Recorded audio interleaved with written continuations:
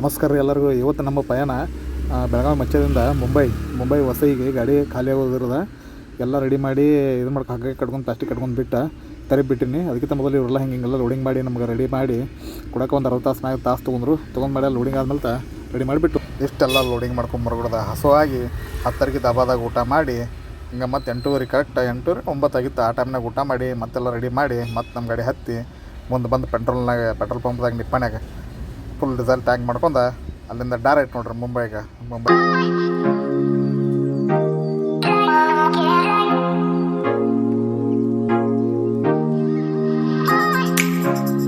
ಮುಂಬೈ ಬಸ್ಸಿಗೆ ಹೋಗಿ ಅಲ್ಲಂತೂ ಅನ್ಲೋಡ್ ಮಾಡಿ ಹುಡುಗರಲ್ಲ ಬಡ ಜಲ್ದಿ ಅನ್ಲೋಡ್ ಮಾಡಿಕೊಟ್ರು. ಅನ್ಲೋಡ್ ಮಾಡಿದ ಕೂಡಲೇ ಮತ್ತು ನಾವು ಏನು ಮಾಡ್ತೀವಿ ಅಲ್ಲಿ ಹೊಳ್ಳಿ ನಮ್ಗಂತ ಲೋಡಿಂಗ್ ಸಿಕ್ತು. ಇಲ್ಲಿಂದ ಡೈರೆಕ್ಟ್ ಬೆಳಗಾವಿ ತುಂಬ್ಕೊಂಡ್ರಿ ನಾವು ಡೈರೆಕ್ಟ್ ಅದನ್ನು ಪ್ಯಾಕ್ ಮಾಡ್ಕೊಂಡು ಹಗ್ಗ